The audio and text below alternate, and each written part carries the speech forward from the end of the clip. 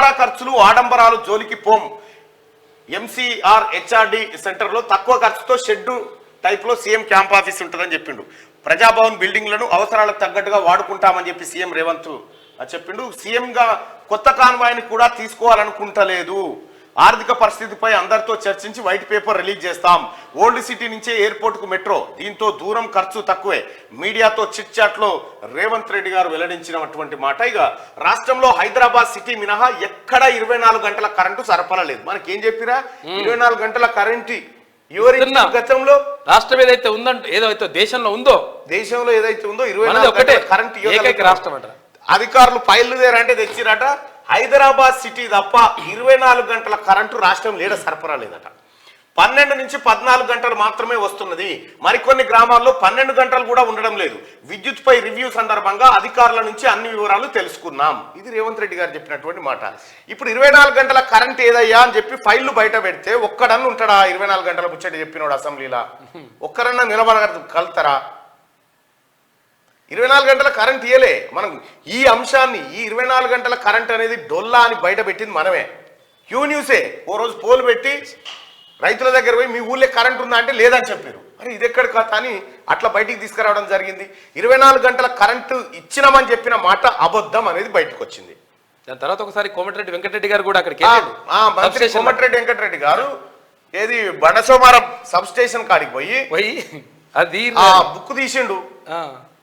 ఏది పవర్ ఎక్కడ ఇస్తున్నారు, ఇన్పుట్ ఎంత అవుట్పుట్ ఎంత, ఆ బుక్ తీస్తే 10 గంటలు కూడా లేదు. ఇట్లా అబద్ధాలు చెప్పి జనాన్ని మోసం చేశారు టీఆర్ఎస్ పార్టీలు.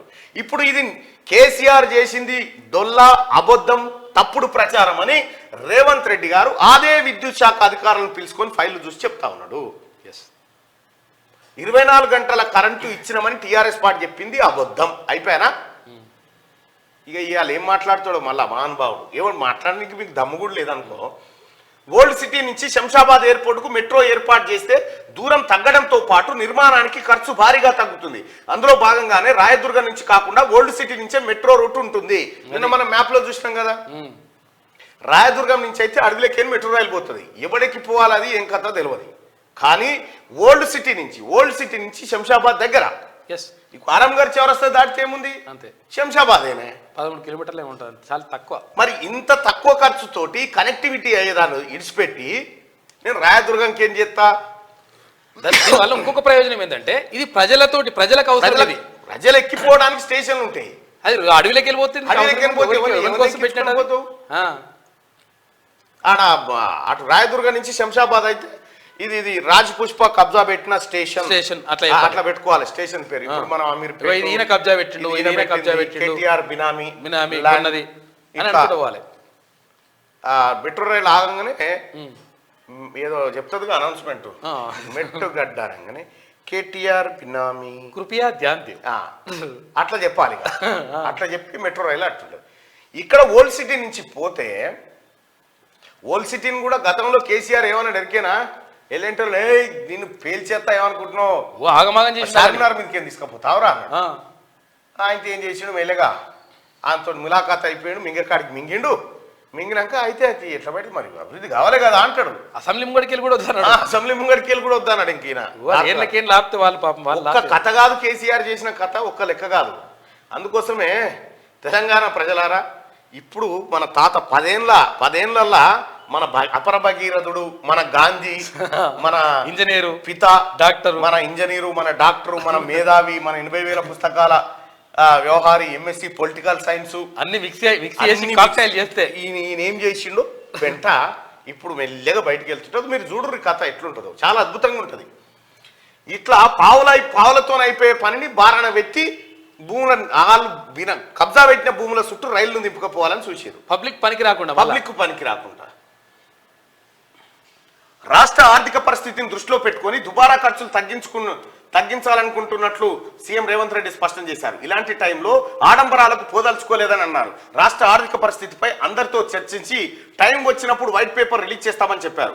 అసెంబ్లీలో స్పీకర్ ఎన్నిక, కేబినెట్ సమావేశం అనంతరం మీడియాతో సీఎం రేవంత్ చిట్ చాట్ చేశారు. తనకు ప్రస్తుతం క్యాంప్ ఆఫీస్ లేనందున మర్రిచెన్నారెడ్డి మానవ వనరుల అభివృద్ధి సెంటర్ ప్రాంగణంలో ఖాళీగా ఉన్న 1 ఎకరా స్థలంలో తక్కువ ఖర్చుతో చిన్న ఆఫీస్ ఏర్పాటు చేసుకుని ఉండాలనుకుంటున్నట్టు వెల్లడించారు. మంత్రులు, ఉన్నతాధికారులు, ఎమ్మెల్యేలు, ఇతర దేశాలు, రాష్ట్రాల ప్రతినిధులు ఎవరైనా వస్తే అక్కడే భేటీ అయ్యేలా ప్లాన్ చేస్తున్నట్లు పేర్కొన్నారు. ఏ సమావేశం, ఎలాంటి రివ్యూలు లేని టైంలో తాను ఇప్పుడున్న ఇంట్లోనే ఉంటానని సీఎం చెప్పారు. ఎట్లా కుదురుతుంది సార్? ఏ టైంలో, ఏ సమయంలో రివ్యూలు లేని టైంలో ఖాళీ టైం దొరుకుతుంది? మనమంతో అనుకుంటున్నాం, పొరపాటున దొరకదు. ప్రస్తుతం ఎంసీహెచ్ఆర్డి సెంటర్లో ఉన్న వాళ్లకు ఎలాంటి ఇబ్బంది లేకుండా వేరే మార్గంలో ఎంట్రీ, అవుట్ గేటు ఏర్పాటు చేస్తామని ఆయన పేర్కొన్నారు. ₹1 దుబారా ఖర్చు లేదు. నా సొంత కారులోనే తిరుగుతా, నా సొంత ఇంట్లోనే ఉంటా. అధికారుల కోసం ఎవరైనా వచ్చి సమీక్ష సమావేశాలు ఉంటే ఒక షెడ్ వేస్తా, షెడ్లో మాట్లాడుకుంటాం. ఇది ఎట్లుంది? కేసీఆర్ది ఎట్లుండే? కేసీఆర్ కాన్వాయ్, ఈ కాన్వాయ్ ఇట్లా పీనుగేలా వెళ్తే ఈడికేనో ఒక రైలు అంత ఉండేది. 45 కిలోల శరీరం ఇట్లా అంటే పోయి ఆడబడే శరీరం. కొత్త కాన్వాయ్, మాటకు కొత్త కాన్వాయ్. దాని వెనక ఇటో 50 మంది, ఇటో 50 బండ్లు, ముంగటో 50 బండ్లు, 100 బండ్లు పోవాలి, ఎక్కడోడు అక్కడ ఆగాలి. బండి వెనక బండి గట్టి పెద్ద తలకాయ నొప్పి ఉంటుండే. ఇప్పుడు ప్రగతి భవన్ కాడ, ఇప్పుడు ఏది ప్రజాభవన్ కాడ చూడండి, గించెలు వీకేసినాక సాపు లేదు తోవా.